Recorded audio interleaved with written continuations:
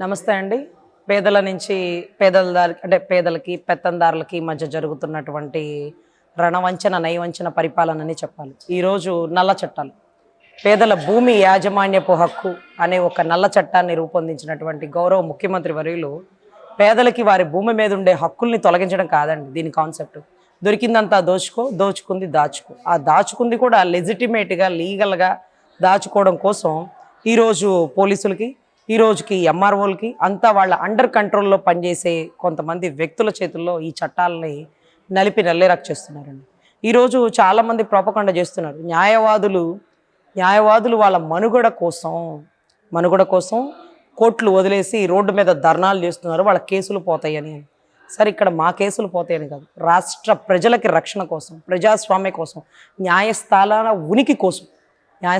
ఉనికి కోసం ఈరోజు మేము స్టేషన్కి వెళ్ళి ఈ భూమి వీళ్ళదా వాళ్ళదా అంటే పోలీసు వాడు అంటాడు, ఎవరైతే దొంగ ఉంటాడు చూడండి ఓనరు, వాడిదే భూమి అంటాడు. నీకు ఎట్లా తెలిసాయంటే వాళ్ళ దగ్గర రిజిస్ట్రేషన్ డాక్యుమెంట్స్ ఉన్నాయండి. ఏ డాక్యుమెంట్స్ ఒరిజినలో ఏ డాక్యుమెంట్స్ డూప్లికేటో నీకెలా తెలుస్తుంది? నీకేం తెలుసు అన్నాం. ఎంఆర్ఓ గారు చెప్పారండి. ఎంఆర్ఓకి ఏం తెలుసు? నీకేం తెలుసు? ఆర్డీఓకి ఏం తెలుసు? న్యాయస్థానాలు ఉన్నాయి. లీగల్గా ఈ పనులు మీరు చేయకూడదు, వీటికి సంబంధించి సివిల్ కేసుల్లో మీ తల దుర్చకూడదు అంటూ కొరడా జాడిస్తే తప్ప ఈరోజు ఎవరి భూమిని వారు రక్షించుకోలేకపోయిన పరిస్థితి. ఇప్పుడట పేనుకు పెత్తనం ఇస్తే తలంతా గురిగిందన్నట్టుగా ఈరోజు పోలీసోడికి పెత్తనం, రెవెన్యూ అధికారులకి పెత్తనం. వీళ్ళిద్దరూ ఎవరి అండర్ కంట్రోల్లో ఉంటారంటే ముఖ్యమంత్రి అండర్ కంట్రోల్లో ఉంటారు, ప్రభుత్వం అండర్ కంట్రోల్లో ఉంటారు.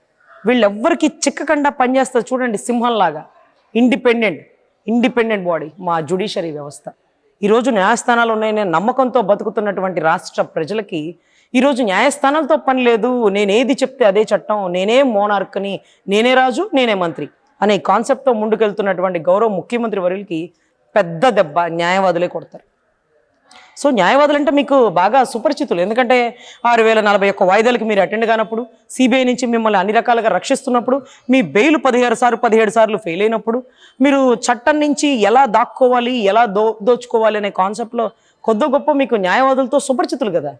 మా మొక్కన అదేదో ముష్టేశారు 5,000 మీకు అంటూ. అవి కాదు మీరు మాకు వేయాల్సింది. ప్రజాస్వామ్యాన్ని రక్షించడంలో మా బాధ్యత కీలకం. స్వాతంత్ర ఉద్యమంలో బారిస్టర్ చదువుకున్నటువంటి మహాత్మా గాంధీ గారి కంటే గట్టి పోరాటం ఇచ్చినటువంటి ఉక్కు మనిషి సర్దార్ వల్లభాయ్ పటేల్ గారు ప్రాక్టీస్లో ఉన్న అడ్వకేట్. మీరు ప్రాక్టీస్లో ఉన్న అడ్వకేట్ని కదిలించకూడదు, కంప మీద రాయేసినట్టే. ఈరోజు దమ్మున్న న్యాయవాదులని మీరు కదిలిస్తున్నారు. మీ ప్రభుత్వం కూలిపోవడానికి సిపిఎస్ జిపిఎస్ విధానంలో ప్రభుత్వ ఉద్యోగుల పాత్ర కొంతుంటే, అదే రకంగా రాష్ట్ర ప్రజల పాత్ర కొంతుంటే, అమరావతి రైతుల పాత్ర కొంతుంటే, అంగన్వాడీ వాళ్ళ ధర్నా పాత్ర కొంతుంటే, మా న్యాయవాదుల పాత్ర కీలకమైపోతుంది. ఎందుకంటే ఈరోజు కంప మీద చేరేశారు, ఈరోజు చినక్కండా వెనక్కి రాదు.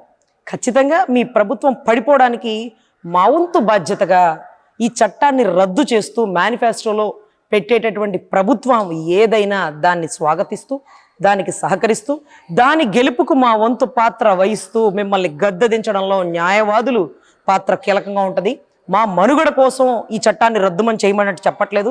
రాష్ట్ర ప్రజల ప్రజాస్వామ్యం కోసం, రాష్ట్ర ప్రజల భూమి యజమాని హక్కు కోసం, అదే రకంగా న్యాయస్థానాల ఉనికి కోసం పనిచేసేటటువంటి ఒక న్యాయవాదిగా, పార్టీలకు అతీతంగా మేనిఫెస్టోలో రూపొందించాల్సిందే ఏ పార్టీ అయినా సరే.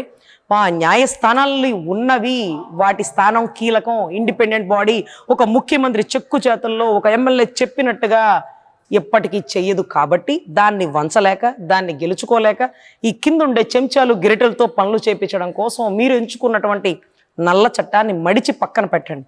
అసలు జీవోలు ఎందుకని ఆన్లైన్లో డిస్ప్లే చేయట్లా? చాలా జీవోలు వచ్చినాయే, ఇది కొత్తగా వచ్చింది కాదండి. దీనికి ముందు ముఖ్యమంత్రి గారు ప్రమాణ స్వీకారం చేయగానే కొన్ని మున్సిపాలిటీ చట్టాలు కూడా తెచ్చేశారంట, నల్లటి చట్టాలు, చీకటి చట్టాలు. జీవోలు ఆన్లైన్లో పెడితే సగానికి పైగా క్యాన్సిలేషన్వి. అవన్నీ మా హైకోర్టులో ఉంటాయి. మీరు ఒక జీవో చేయడం, మళ్ళీ మేము దాన్ని క్యాన్సిల్ చేయడం. మీరు ఎవరి సలహా తీసుకోరా, లేకపోతే ఎవరైనా సలహా ఇచ్చినా మీరు లెక్క చేయరా? మాకైతే అర్థం కావట్లేదు. ప్రతి జీవో మడిచి పక్కన పెట్టడం, జీవో చేయడానికి కొంత ఖర్చు, దాన్ని తీయడానికి కొంత ఖర్చు, మా విలువైన హైకోర్టు సమయాన్ని వృధా చేయడానికి ప్రభుత్వ వ్యతిరేక కేసులే సగం సమయం వృధా చేస్తుంది.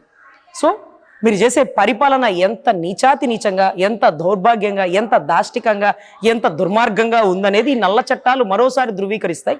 ఇక్కడ మీకు ఎదురుగా పోరాడుతుంది న్యాయవాదులు ఎదిరించే దమ్ము ఈ రాష్ట్రం కాదు, దేశంలో కూడా ఏ ఒక్కరికి లేదని మరోసారి గుర్తు చేస్తూ ఈ చట్టాన్ని రద్దుపరిచే వరకు న్యాయవాదుల పోరాటం ఆగదు. న్యాయస్థానాల ఉనికి కోసం మేము చేసే పోరాటంలో రాష్ట్ర ప్రజల ప్రజాస్వామ్యాన్ని కాపాడడమే మా నైతిక బాధ్యత.